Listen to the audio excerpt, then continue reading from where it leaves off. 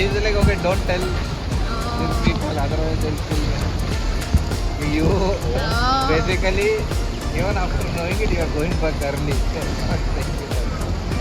Everyone will know, but we'll tell everyone to Yes, that's all. You also know? I think that he would have just so that others don't make fun. Van is the basically his main concern. Part of the Ryan would just come back and make fun of it. That's what he meant. He's a big yes, What is he asking? no swimming and no fishing. Swimming आता है? Tell you, it was worth it. Even though it was very windy and cold.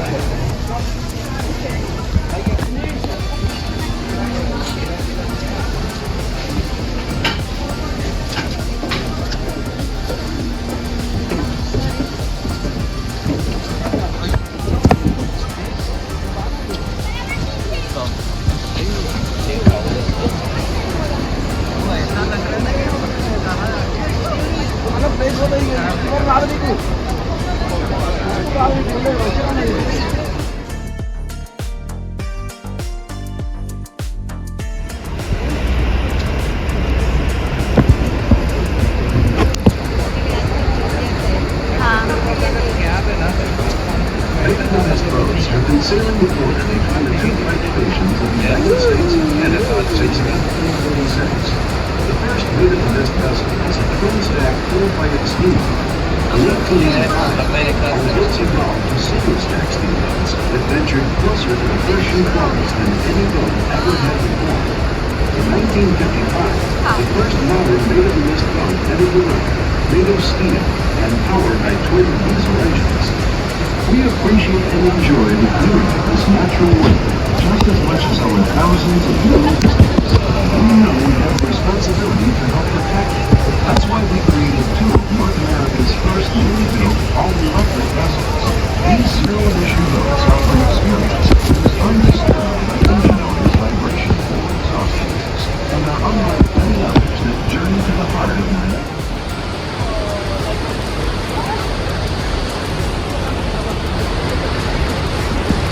If you look to your left, you'll see the American Falls.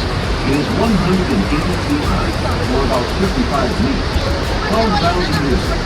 The falls were 7 miles, or about 11. This happens at a rate of approximately 6 feet, or 2 meters a year. Most of the rock at the base of the falls fell during two spectacular rock slides in 1931 and 1952.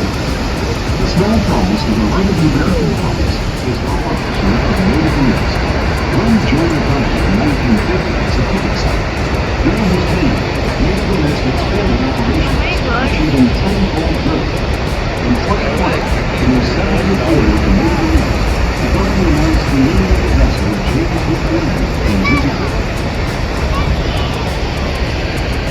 That is more louder. We are now approaching the Canadian, or Horseshoe Falls.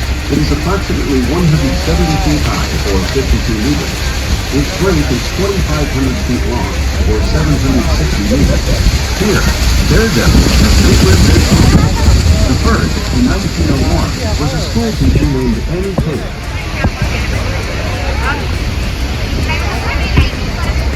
To the far left of the Horseshoe Falls is Terrapin Point, where the international border line between the United States and Canada lies. Beneath us, the water plunges to a depth of 180 feet, or 55 meters. The water that flows over the falls comes from 4 of the 5 Great Lakes. From here, the water goes down the Niagara River, into Lake Ontario, into the St. Lawrence. Please keep youngsters off all rapids. Ladies and gentlemen, this is Niagara Falls.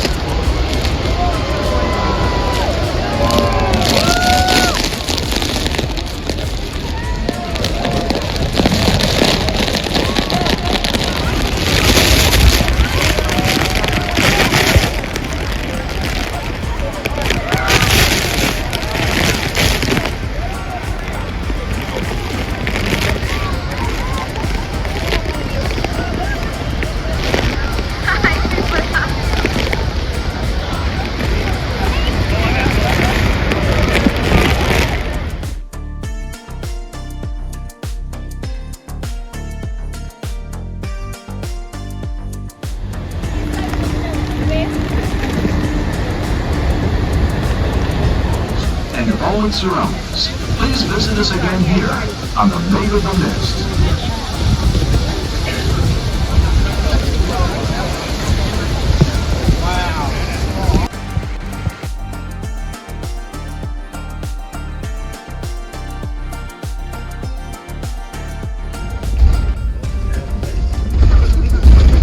Native Americans see it's very shallow here, it's not very deep.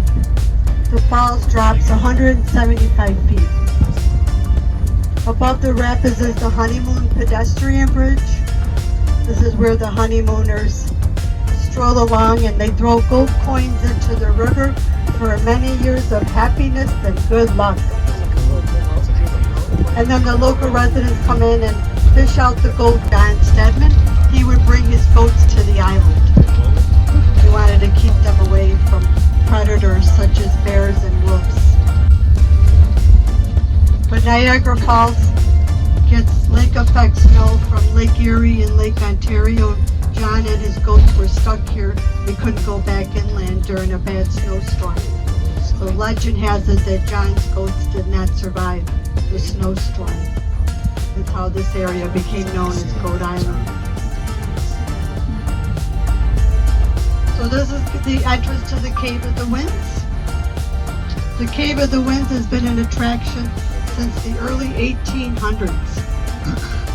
People were fascinated about getting close to the falls. People would go down by ropes and ladders. They got their name Three Sisters because of General Parkhurst Whitney. He was a war veteran of the War of 1812, and he loved bringing his family here to visit Goat Island. He had 3 daughters, and he wanted to name the islands after his 3 daughters. That's how they became known as the Three Sisters.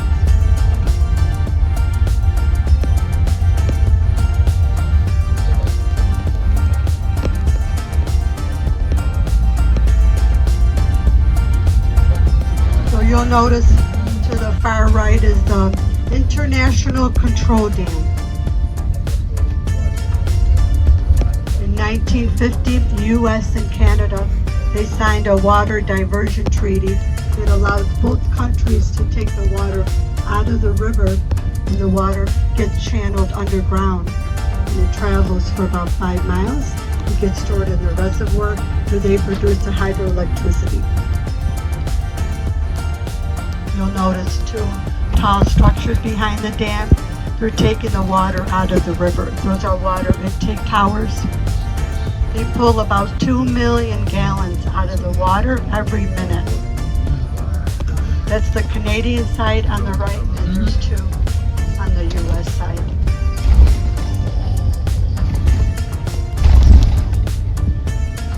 Miles long, and the mouth of the river starts at the end of Lake Erie in Buffalo, New York. On the Canadian side is a town called Fort Erie, Ontario. And the water that drains into Lake Erie comes from the upper Great Lakes, Lake Michigan, Lake Huron, Lake Superior. And Lake Erie is the shallowest of the Great Lakes, so all millions and millions of gallons of water flowing into Lake Erie was flowing out, and that's how the Niagara River was formed about 10,000 years ago.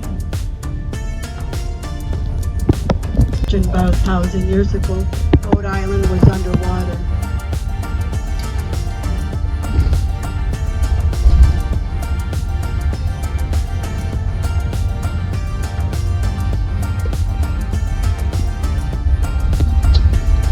The water flowing through the Great Lakes, the Niagara River, it's all makes up the world's 20% of the world's fresh water. Lots of fresh water fish. Sportsmen come here from all over the country. Fish the Niagara River. You can catch all of them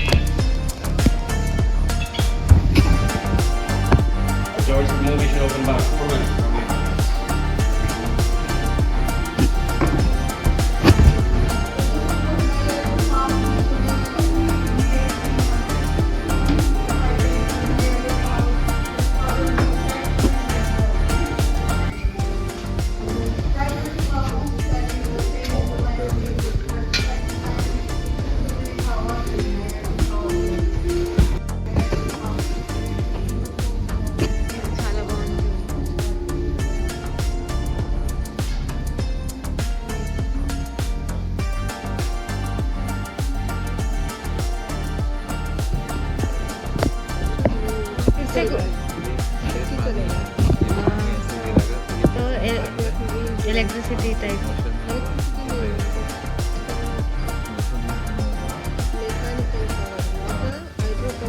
हाँ तो mechanical power. Okay. The water wheel है इसका.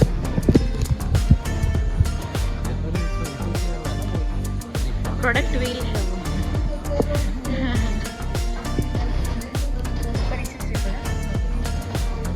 On the top, two things are moving. I think one is fire producing